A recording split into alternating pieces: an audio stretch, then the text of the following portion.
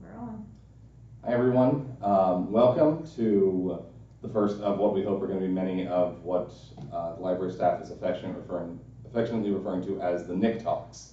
We're going to try to do these about once a month, just touch on different academic subjects, get some faculty members in here to just give us their thoughts on research they're doing, pressing social issues, whatever it happens to be. The name of these talks comes from myself, Nick Galante, and my colleague Nicole Rivera, who unfortunately could not be with us tonight. We are the brains behind this. But anyway, let's get to why we're here this evening. So as I said, I'm Nick Galante. I am the reference assistant here at the Cressman Library, and with me tonight. So, hello, I'm Dr. Yvonne Miranda. I'm an education professor here, and I'm here to talk about banned books. And I'm Dr. Melissa Kamyab, and I also work in the education department. All right. Well, thank you guys for joining us. So before we get into, the round table thing that we were planning on doing tonight, three of us, and Nanette, do you want to say hi? I don't know if I can roll in. Hi, I'm Nanette. I'm one of the librarians here at Cressman Library, and I am also watching and monitoring our chat, so please feel free to send in any questions that you may have, and we will answer them as we go. And that is our technical support for this evening, but she will be chiming in. So before we get into actually talking, we just wanted to give some background on why we're doing this week. Because a lot of people, as Yvonne, Melissa, and I were talking about earlier, a lot of people don't know that Banned Books Week is even a thing. And so, some background information for you guys. So, Banned Books Week is described by the American Library Association as an annual event celebrating the freedom to read and the value of free and open access to information. It was first started in 1982 when the ALA noticed a sudden surge in the number of challenges that were being made to books in schools, bookstores, and libraries across the country.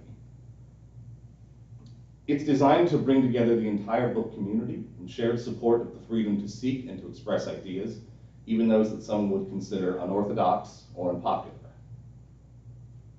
And the slogan for 2022's Banned Books Week, which they come up with a new one every year, for this year, it is "Books Unite Us, Censorship Divides Us." So what does that mean? Every year, the ALA records challenges that are made to books across the country for any reason. And the difference between a challenge and a ban, even though we call this Banned Books Week, challenges are lumped into that.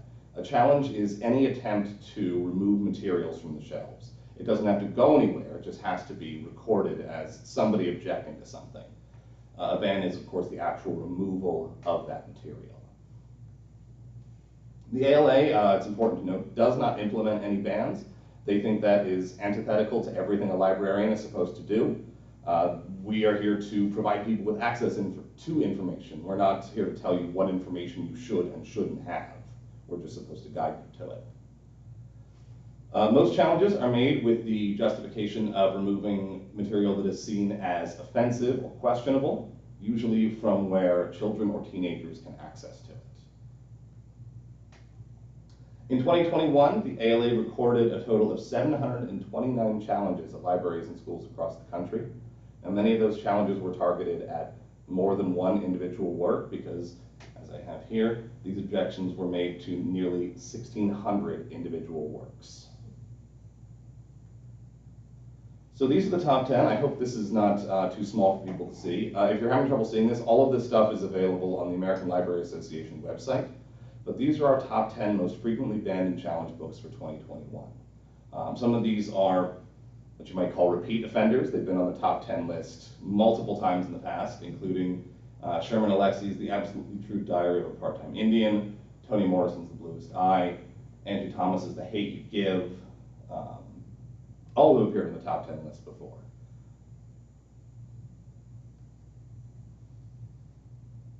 So, what do these books have in common? Do they have anything in common? Why are they getting targeted in the first place?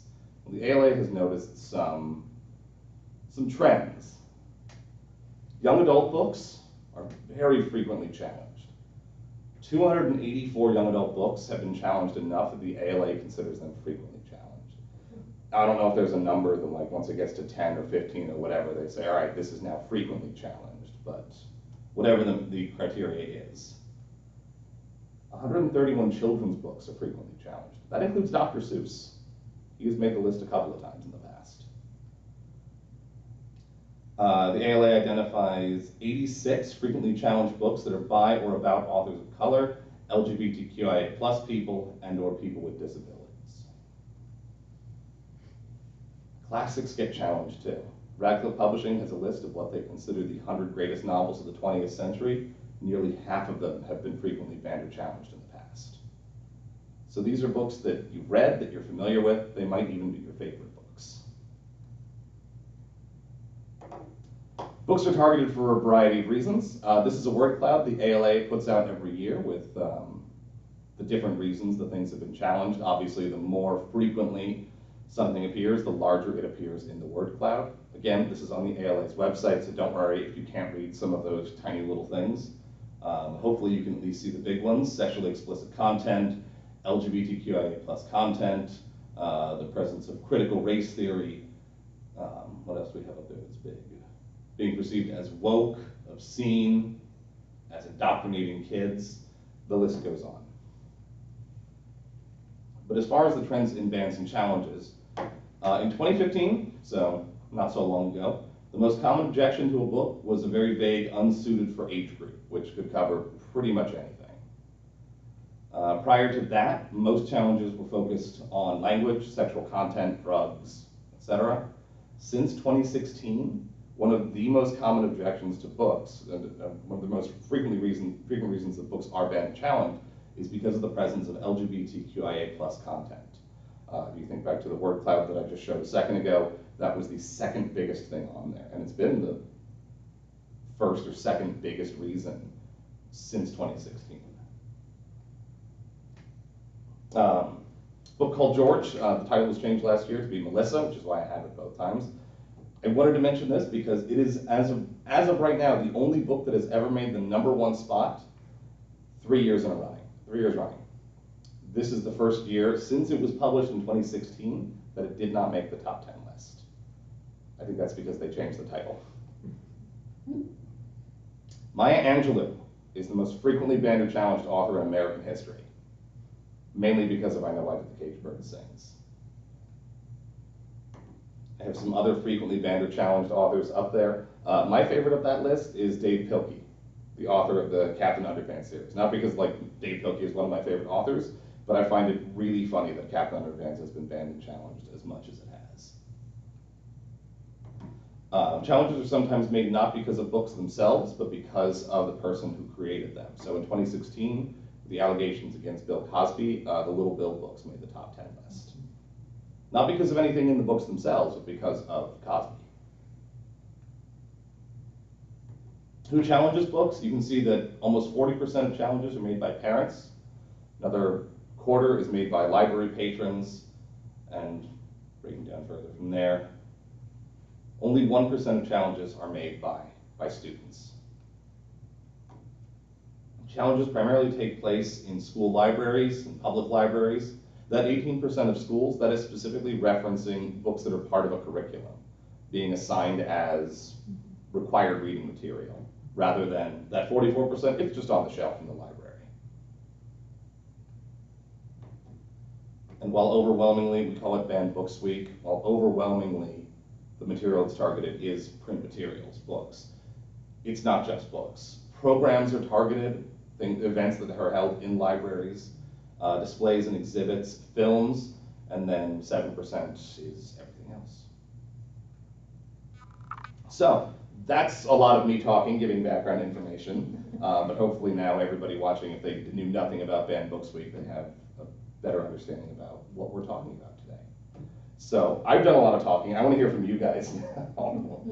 You've taught Banned Books Week to your education students. You've been in classroom environments where you talked about Banned Books Week. What have been your experiences with it? I'll start. So I think last year we started, or last semester we started inviting the library to come and speak with our student teachers about the different books that get challenged. We started talking about banned books, and only to help them be better prepared as teachers, and understand, where the parents are coming from, understand what will be the proper protocols to follow if in any case they find themselves in these types of situations. So it was more for exposure, for learning and understanding of what's happening as new coming teachers. But it's surprising that every semester we have a full load of teachers who have never heard of Banned Week, and who have never even understood or were aware that some of their favorite books, like myself with the Harry Potter series, can be banned. So it's an eye opener. So again, I wanted to make sure that our student teachers are also exposed to understanding challenged books versus banned books as well. At least that was our purpose for it. I think that part of the trajectory of the education department right now is we have this rich resource of the We Read 360 collection, which we are promoting diverse books and diverse opportunities for using these reading experiences. But along with that, we need to know the context by which some of this happens and how parents and the school board and other constituents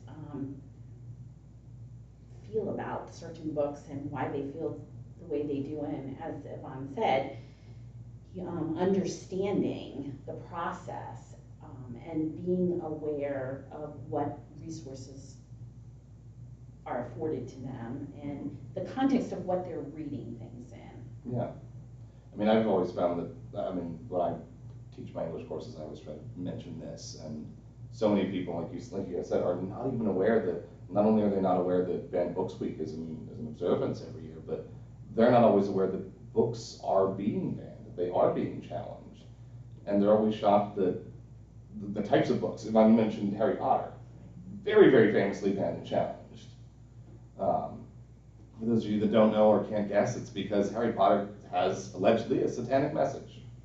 And students are, because they're not aware of Banned Books Week or that books become the target of banning, they're also not aware that school districts have a protocol and community libraries have a protocol of how to forward a book in a challenged way or in a banned way. So there's a process to all of this too that they are unaware of and that we should all be aware of, and because it's a very small percentage of people who are actually perhaps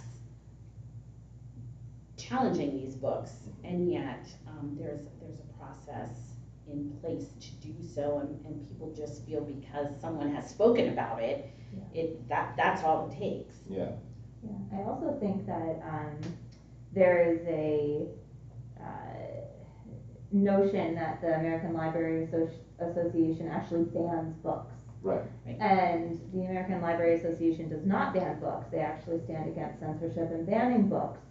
And I think the title of this week is a little deceiving, perhaps. So most of the books that do get challenged are then eventually not banned. I don't know exactly what the percentage is, but it's a very low percentage that gets banned.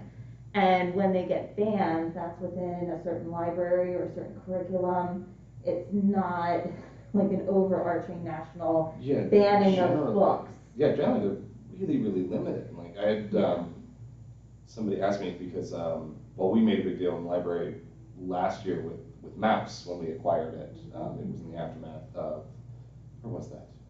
Was that Tennessee? Yeah, I don't recall. School district, I think it was in Tennessee. Sounds right. Opted to remove Mouse from its curriculum. And there was a huge outcry over it, and it brought a lot of attention to Mouse, but that wasn't on the list this year because it wasn't frequently banned or challenged. That was one really high profile incident, but it wasn't banned elsewhere. So it did not make the list. I'd have to check on my numbers for Banned Books Week for going back in the decades, but I don't know if it's ever been frequently challenged. I just looked over the past 20 years or so, and I did not see it on that list. Maybe once. perhaps once, but I don't think so. I'd have to check. Yeah, But yeah, like you said, Nanette, these are not sweeping nationwide bans. Nobody's gonna be like hauling these books out of libraries and burning them in the streets or something. It's usually incredibly limited, which I think is probably why the ALA doesn't make the distinction between the two. Because if it was just Banned Books Week, it wouldn't look so alarming. When they say banned or challenged, they can say, look, 1,600 books were challenged over the course of last year. 1,600 books were objected to, even if nothing ever came of that. We don't know why nothing ever came of that. Was it just one person? Did the librarians stop it? Was there a student effort to keep it on the shelves? We don't know. But I think just knowing that there is that discussion, there is that, outcry is the right word. I also think that this year feels different for some reason. Instead of, in the past, it always felt like a celebration of the right to read. And this year, it feels a little bit more like a time to advocate for what's right and good, and advocate for not censoring and not banning, and moving forward in a way that allows all books to be available to all people. And I think that's a result of the heightened media interest in some of these things, like in the New York School District, right here in Pennsylvania, or all the terrible things that are happening in Florida with the banning of books and book challenges, and with curriculum materials that are now becoming subject to criticism and censoring and concern. And so it feels different this year. Yeah. In some respects, I don't know if you feel that way, but it just feels like a heightened sense of.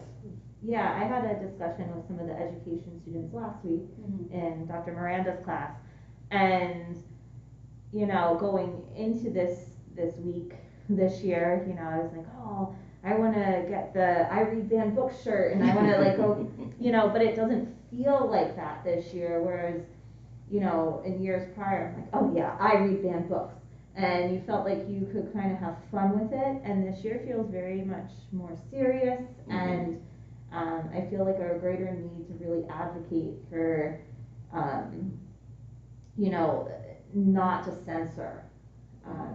Especially given our top 10, which we can talk about maybe a little bit with, I can easily go back to that if we want that in the background.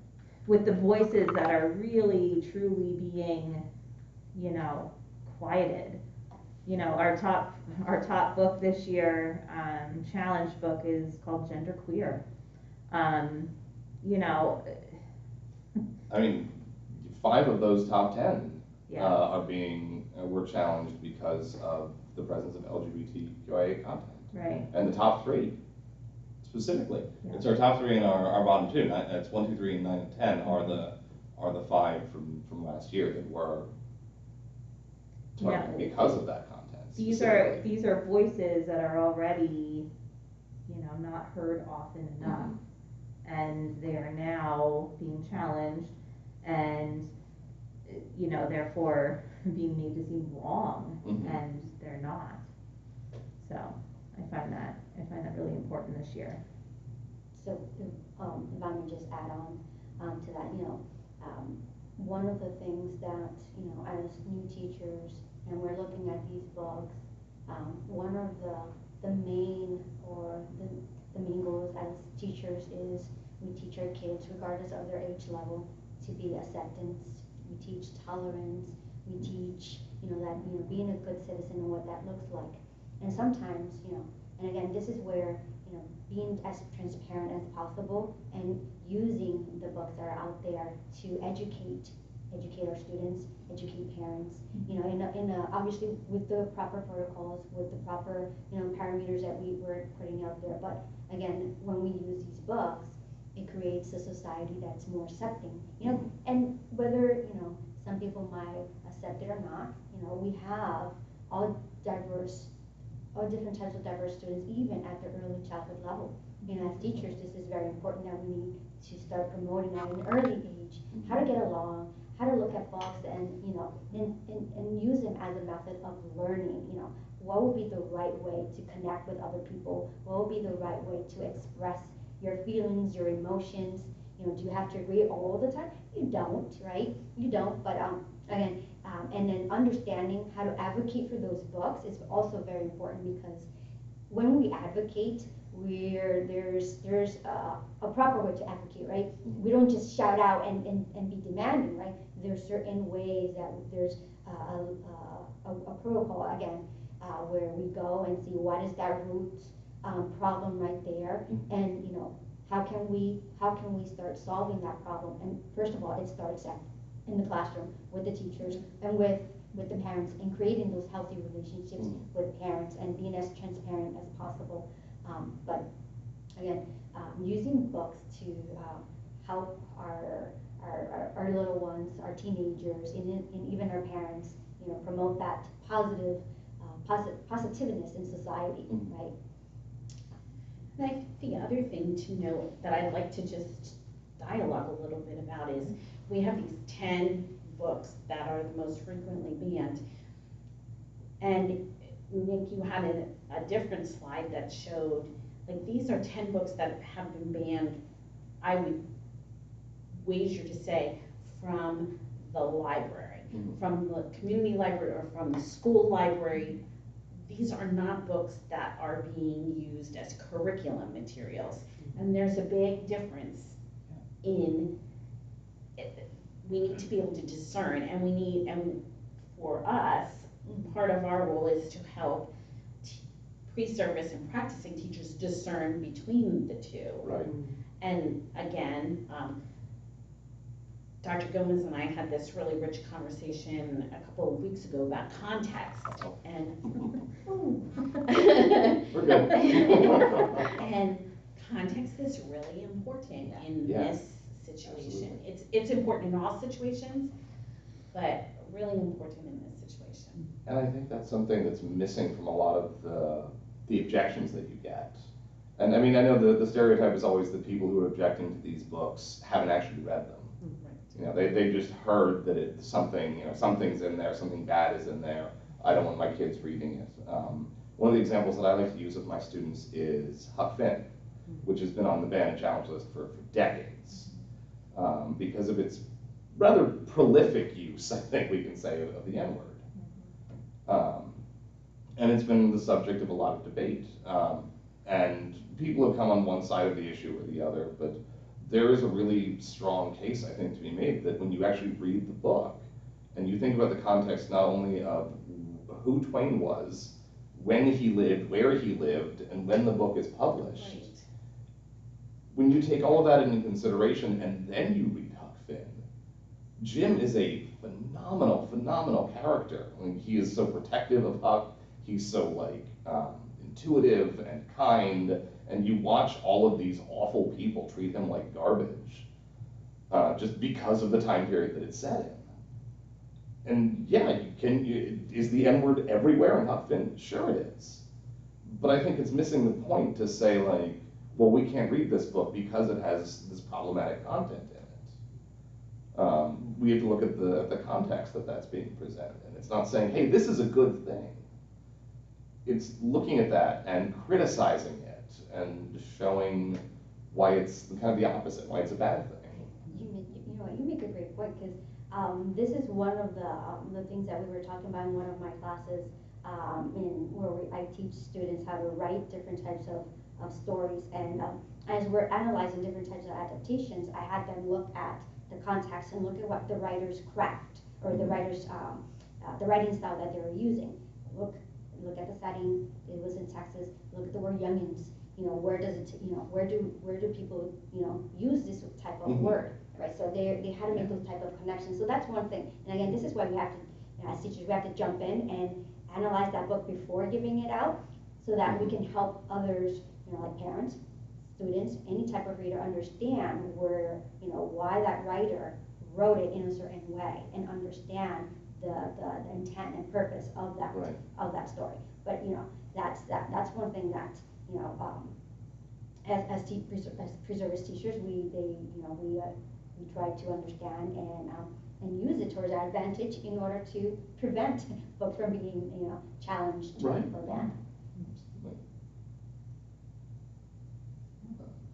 Lynette, you were saying something about that earlier with the way that schools will telegraph, hey, we're going to be doing this. This is why we're doing it, to try to Yeah, head that sure. off. And I think that's like a really great ongoing discussion that, context is key and communication is key with parents. I am a parent and I find out what my daughter's class has read after the fact, but it's provided with a context of where it fits into the curriculum and why they've read that book. And I think that's for a number of reasons. First of all, so parents know what your kids are reading, and second of all, to prevent maybe some of these challenges. I am thrilled that my daughter's class is reading a whole bunch of really diverse books, at the pre-K kindergarten level, which is fantastic, and that's followed up at home by me, but not every student maybe gets that diverse literature at home. So, I'm happy that the school is doing that. But I'm also glad that I know when those books are being presented so that I can have like a conversation. So that you're prepared. That I'm prepared in case your daughter has too. difficult questions. Yeah, because some of the books are difficult. Anytime you start talking about disability and differences within kids, kids come at it with, the why, Yeah. and the better prepared you are as a parent or as a teacher to be able to answer those questions, I think, the better off we are, right? And it's okay to ask questions about, diversity and challenges and things like that. But yeah, I think communication is key for sure. The other thing is also, obviously nowadays our kids are exposed to a lot.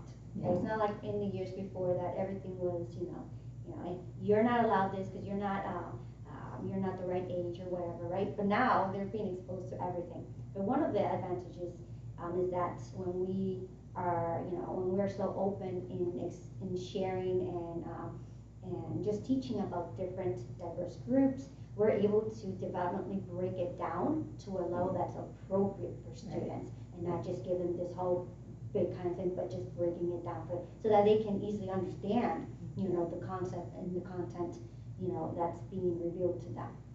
Sure. A really excellent example of that is George, or Yeah, Melissa. Melissa. Yeah. It was published in 2015.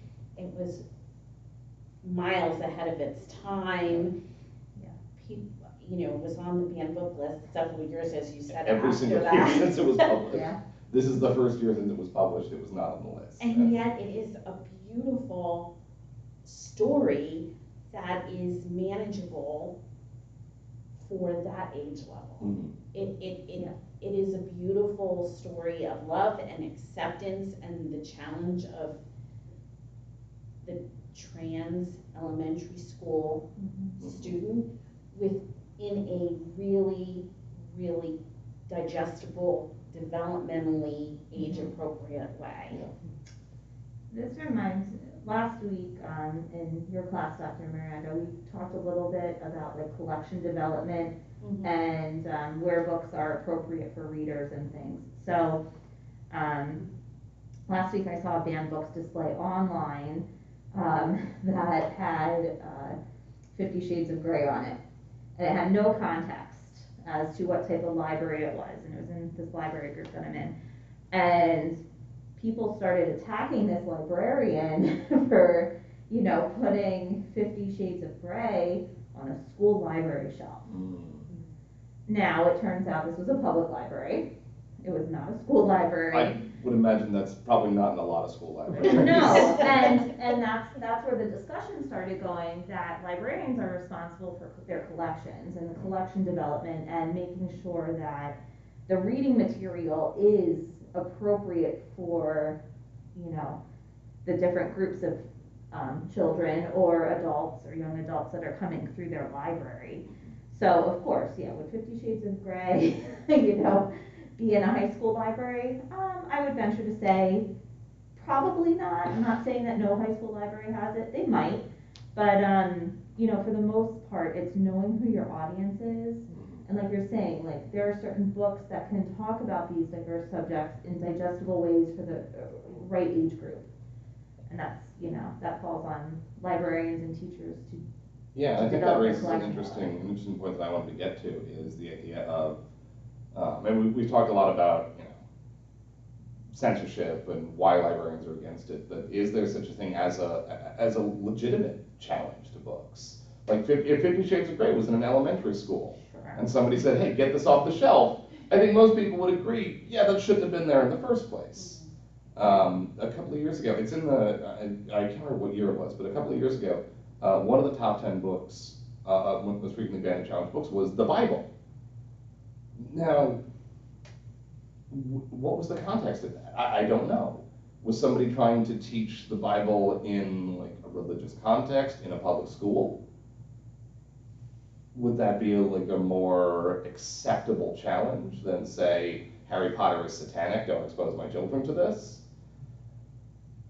Which is, I think, why it's such a difficult subject, and why I think the ALA is like, no, we don't implement bans, we don't pass judgment on these, we are just presenting this information to you.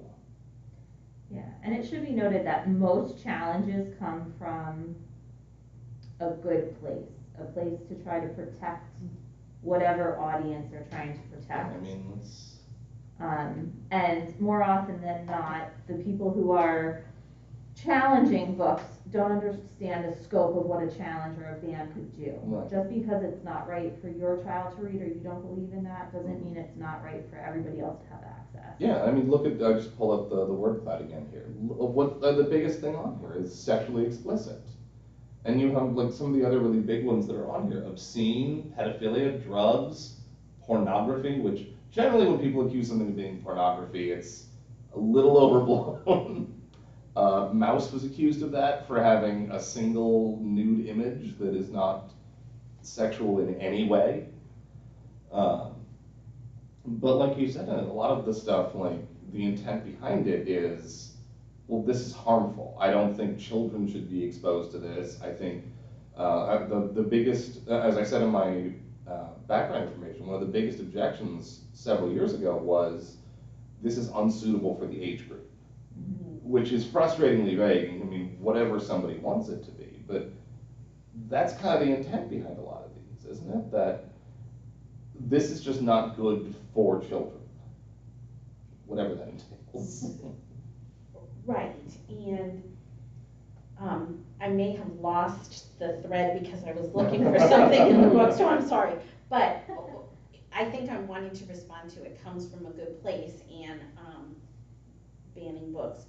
And I think that is so gracious. I think that is such a gracious thing to acknowledge and to say. And in addition, that good place for your child is different than a good place for all children, or Exactly. all young adults, or all. And I think that it's very important for all of us, but especially teachers, to understand this. It's, it can be from a good place, and the repercussions are not positive. Right. And I was sharing before we started here that I read this book by Alan Gratz called Ban This Book, and it's about a 4th grade class who a parent of one of the students in the class is banning the book from the mixed up files of Mrs. Basil E. Frankweiler, because if you know that book, the children run away and live in the museum in New York City, and eat for free and sleep for free in the museum, and the parent in this book, coming from a good place, says that this is promoting all these terrible values and that children shouldn't read this. And it's an award-winning book. It's been used and read, and it's beloved by many, and the Metropolitan Museum of Art has a whole, you can take a tour based on the book. And yet in this particular book, the parent from a good place didn't want these values promoted. And the children in this book, in this fourth grade classroom, end up understanding what it is to be in a book, and then go on to ban every book in the library for some reason. And as I shared with you earlier, the story of the Three Little Pigs, they wrote out a challenge because there was violence, and they just went through every book in the library and found the challenging aspect to somebody out of the goodness of protecting one. And so it's an orientation, right? It's your orientation. How are you oriented towards these issues? And it is totally within your purview, I think, as a parent to say, I don't know that that's something I want you to read, or I don't know that that's something that you're ready to read. Mm-hmm. That is a totally different issue than challenging the book so that no one can read it. Yeah, exactly. I'm going to go back to this one. Right. Like, yeah, that 18%. Okay, like you said, that is when a student is being asked to read it. Right. When an English curriculum or whatever, whatever curriculum is saying, hey, I would like you to read this book, or not, I would like you to read this book, right. We're going to be doing assignments on it, and a parent objects to that. But look, 44%, almost half of challenges are, it's on the shelf. They're just sitting there. Right. Yeah. Nobody's making you read it. It's just there. Right. And again, the obvious solution is, okay, you don't like what's in that book. Well, don't read that book then. Right. But obviously that's not the case, since it makes up. Yeah.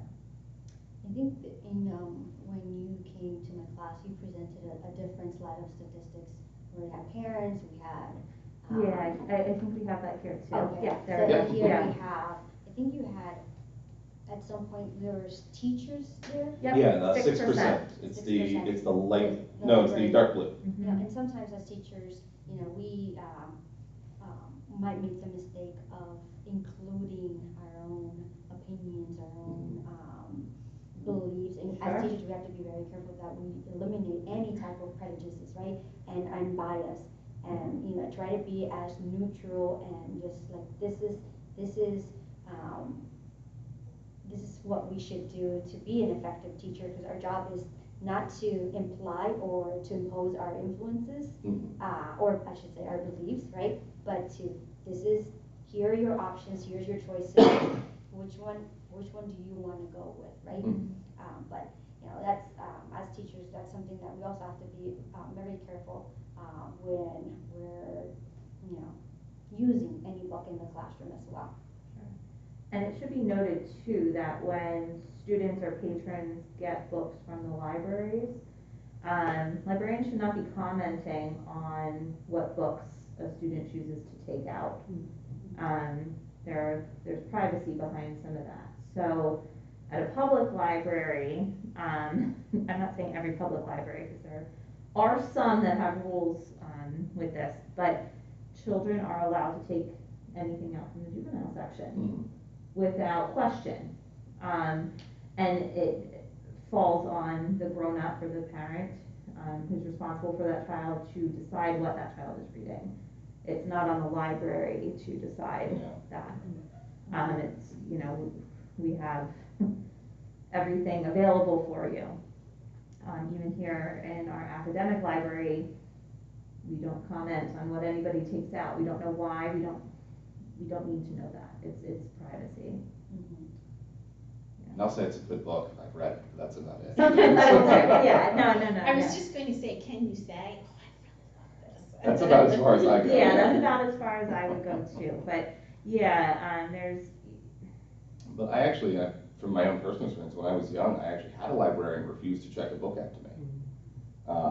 When I was in elementary school, I tried to check out a book, and she said, "Oh no, this is too advanced for you. You shouldn't check it out." My parents were not pleased when they heard about that. My parents, who were both English teachers, were not pleased to hear about that. Yeah. But yeah, like you said, it's not the librarian's business. Like, if I want to check it out, I'm going to check it out. it was a picture book from an elementary school library. I wasn't trying to check out, War and Peace or something. Right. So yeah, that's, But even if you were trying to check out War and Peace, Mhm. I would say that, was it an appropriately leveled book for maybe, or were the concepts difficult? However, sometimes we have librarians in a well-meaning way, in elementary schools, leveling books and, and saying that books are on a certain readability level, and so, Sure. and then they make these comments like, you shouldn't take this book because it's too, and even that, I think, it's an opinion, but even that, I feel like, is a form of censoring. Absolutely. it sure is. Yeah. And It sure is. we should not limit anyone. Yeah. I mean, that child would take home the book that is above their reading level and clearly probably not be able to complete whatever it was, and okay, that's a learning experience in of itself, Yes. right? Yeah. And perhaps would Have it read to them. have it read to them, Exactly. or, the parent would see that it's beyond what they could comprehend and therefore have a discussion maybe with the teacher. Like, those learning moments do need to happen, Yes. and there needs to be that freedom of choice in what you're, picking from the library. Yeah, which is, that's freedom of choice is kind of what this whole week centers on, is that it's not our job to tell you what you should and shouldn't have access to. Our job as librarians is just to give you that access. Not to comment on it, not to restrict it, just, hey, here is information. We can help you find it, but it's not our business to tell you if it's something that you should be reading or not. I remember a time when I had third graders, and I was working with ESL students, and they had just come into the country, so their English was very limited. And obviously we had library time as one of our preps, and I remember the student picked out a book, and there was nothing inappropriate, but it was a big encyclopedia, very thick, very big. And so the parent was like, and of course there's no type of censoring, but the parent questioned why did the librarian or myself allow them to take out the book.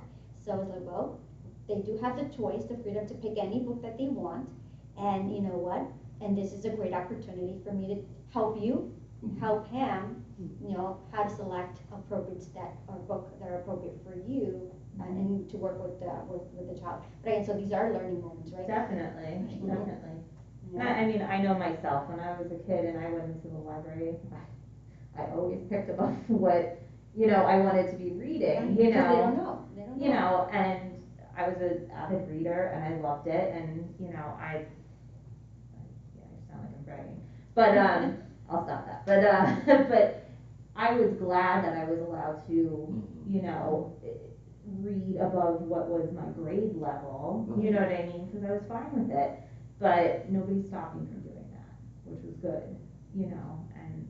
Well, that's isn't that the whole point of going to the library, right. seeing the books that are for littler people and more basic, and seeing the adult books and knowing that there's this array of things in between, and. Right, and, did I comprehend maybe all of the material within, the books geared toward an older kid? Probably not, I mean, whatever, but I felt challenged, and I felt, great about being able to pick my own, but there's something really rewarding about that. And I think you're saying the same thing when the teacher told you, no, it's, you don't know me. So, yeah. Anyway, do we want to talk about some of the questions that came in? Yes, definitely. Okay. Have you gotten some? Wonderful. Let's hear them. Okay, let me pull them up here. All right, so somebody wanted to know if any books have been challenged at Cedar Crest College. Not to my knowledge. I've been here 6 years now, does that sound right? Yeah, and I've been here in some capacity since 2013. Yeah. As far as I know, nothing at Cedar Crest. But if we look at where challenges occur, very, very few make it to academic libraries. College libraries don't have the same, usually don't have the same scrutiny as a public library or a grade school library do, so. So if I may ask Sure. a question, so what, if something like that happens, what would be, the process of, getting the book unchallenged? It would probably go through our director, I would imagine, and we probably, I don't know that we would pull it from the shelf. I don't think we would actually do that. I imagine we probably would, yeah. I think we would probably, research it a bit and see what was going on and probably make an argument as to why it would stay. And it probably would have to go through the board, I would imagine. I think it would If there depend a was lot true- on the individual circumstances, Yeah. like what the book was, who it was that was making the challenge. Sure. And what like you said, we have to look into the details of how valid that challenge was, what the objection itself looked like. Yeah, and a lot of our, I think maybe we challenge things a little bit more than anybody else outside looking at our collection, as we do collection development. Yeah.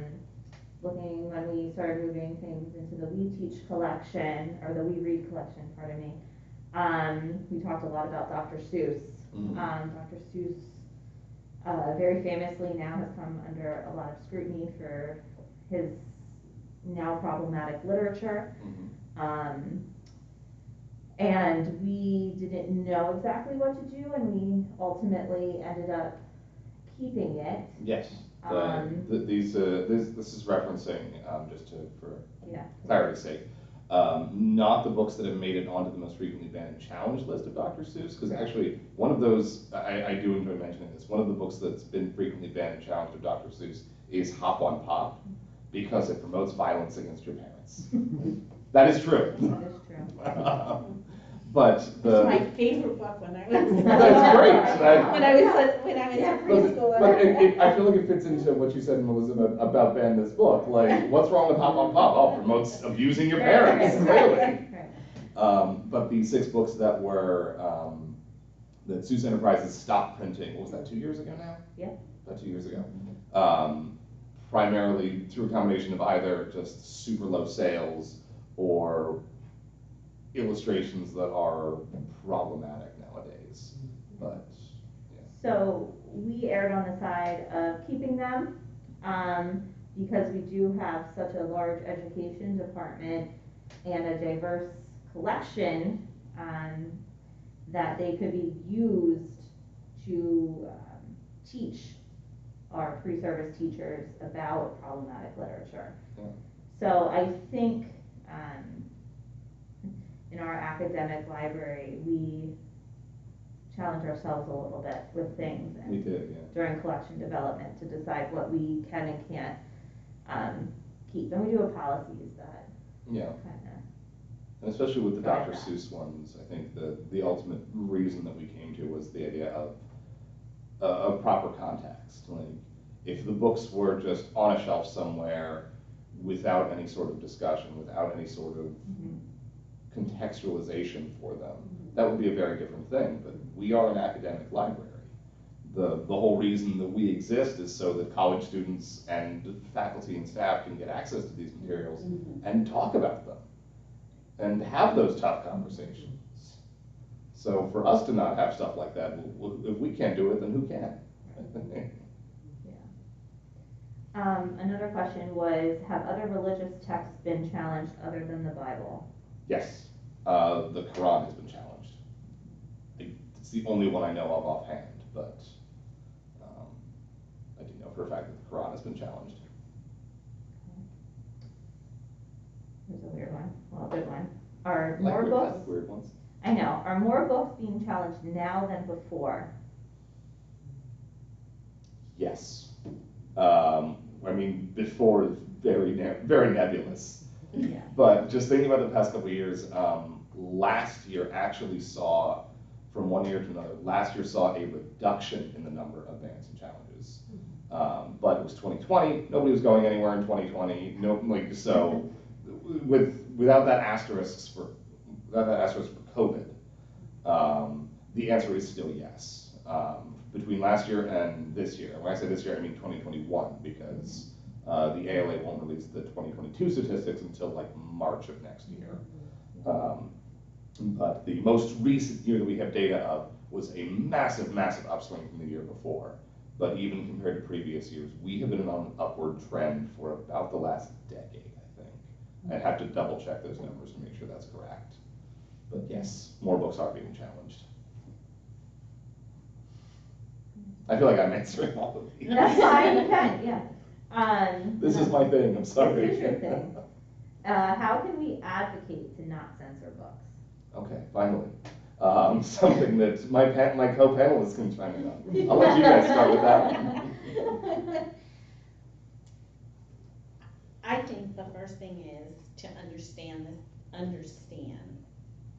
what it is we're talking about, and then we can advocate. I think the second thing is to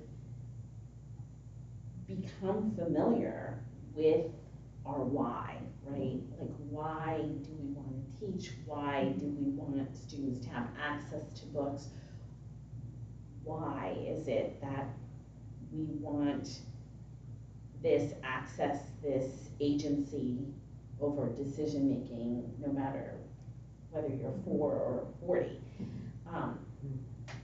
And then you can advocate. And you can advocate in lots of ways. And I just told students this afternoon that advocating can be knowing what books are available and then passing them off to the people who would love them, most need them, or see themselves in them. That's a form of advocacy. You don't necessarily need to read every book in a classroom, but you need to be well read so that you can pass something off to somebody who would be, who would be fortunate and so grateful to see themselves in that book. So that's just one way off the top of my head. I completely agree. First understanding the why you're using certain books, how does it fit into into the curriculum, into what you want to teach your kids, and then making sure that you are making parents aware and being as transparent as possible with the parents in the school, because one of the things that we know is that in order for our students to be successful students, we need that healthy partnership with parents. Okay, it can't work without them. So that's very important. And and then once we have that established, then we can say here's the books. It's up to you to decide what you want to really do with that information that you're learning. I mean, and you guys have spoken as educators, but so I think I'll mention like on a personal level. Yeah, like mostly you said, tell people about these books, recommend them to people, especially people who will feel seen and validated by them. But also, this is a tip I learned from when I was an undergrad. My undergraduate advisor was really, really big into banned books week. That's how I got into this. She used to give us the list every year.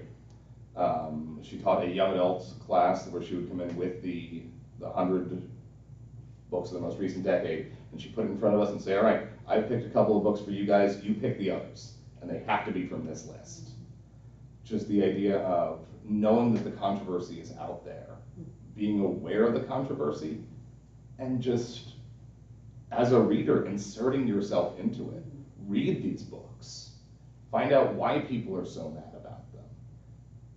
And then you have to really ask yourself, I think, do you think that anger is justified? Because there are plenty of books that are on the banned books list that you're not going to like. Right. There are plenty of books that you might not think are very good books, and that's okay. Not every book that makes the banned and challenged book list is a great book. But by that same token, the presence of it on the banned and challenged list doesn't mean it's a bad book, as the fact that almost half of the 100 greatest novels of the 20th century are on there. There's no rhyme or reason to this. It's really about individual preferences, individual sensibilities, and kind of what's on people's radar. That kind of brings us to this last, sorry, did you want to? I just wanted to add on, I already mentioned as a teacher perspective, but also as like something personal. as a Latina, reading some of the books out there, and reading about different, issues with different cultures and racism and all that, it allowed me to understand that my race wasn't the only one, facing certain challenges and issues in society, but there's multiple, races who have been in my same situation, and just by reading books has allowed me growing up to understand what are some of those solutions that the character in the book, what they or she or he did to solve this problem, like the Cali Yang, she's a great advocate for people itself, and just seeing characters like that helps people, if you belong to a minority group, how others have felt, and then what you can do to advocate in, if you're ever in that type of position. So. There's sorry, Matt, before we get on Yeah, to no, that, something that Yvonne just said. There's an essay by, I'm blanking on her name, but it talks about problematic literature. It's called On the Subject of Trigger Warnings, talking about teaching literature that students are going to find difficult because of whatever content is present. And she says something, the author says something in it that I just love, where she says, well, if we can't talk about these things with relation to literature, when can we talk about them? And literature is the safe way to talk about these things. Right, I really agree with that, because sometimes through literature we can work through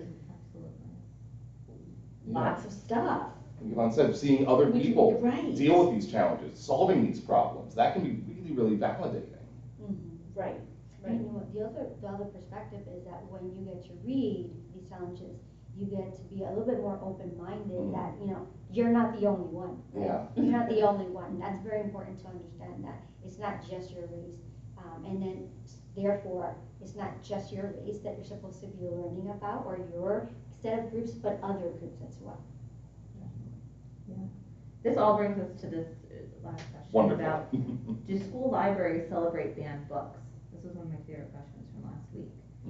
And you wanna, more often than not? So, I don't know if Dr. Kamio had seen anything different, but in my years of teaching, I taught in the Bronx and I taught here in United States. I've never seen any of the schools that I've worked at celebrate Banned Week. Yeah. Only because you're like you mentioned, you're bringing attention to that. Yeah. And if you were, that I wouldn't have had the opportunity to use Harry Potter and teach it in school and learn and teaching about character development, using the book Harry Potter, right? Or any type of story element. So if that was brought to the attention to the school, then I think that we would probably have less access to certain books than we do now. So at least I know. And I want to definitely mention those minority communities or marginalized communities that a lot of these books are now targeting, right? So imagine being, an LGBTQIA plus student that's not outed yet, that you can comfortably read these books in school and take them out of the library, and then suddenly they're on a banned bookshelf. What is that going to make you feel like? So yeah, I would venture to say the majority of school libraries are not going to have some big banned books week.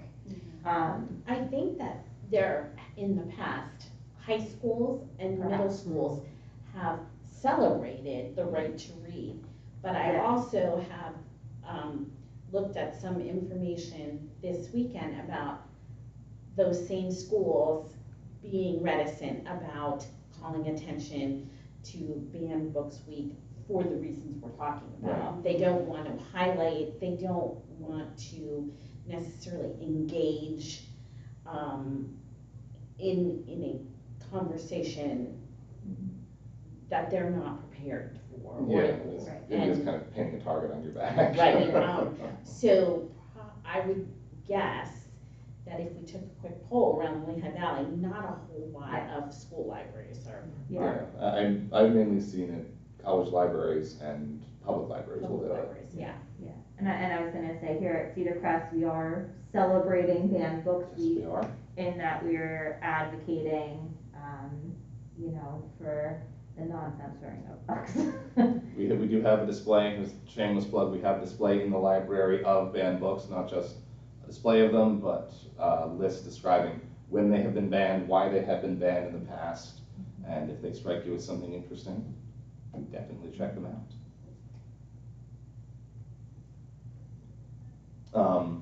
And is there, I think we may be just about done, unless, is there anything that you guys would like to add to what we've been talking about? The only thing that I would like to add is, are these books, these young adult books that we have in the We 360 library that talk about book banning and book censoring, it's a great way to enter into a conversation with yourself and add to your own learning from a really gentle way. So instead of reading a banned book, you read about a realistic fictional banning of a book in a school, and somehow or another you gain some stronger insight. And I just would really encourage anybody to come and check.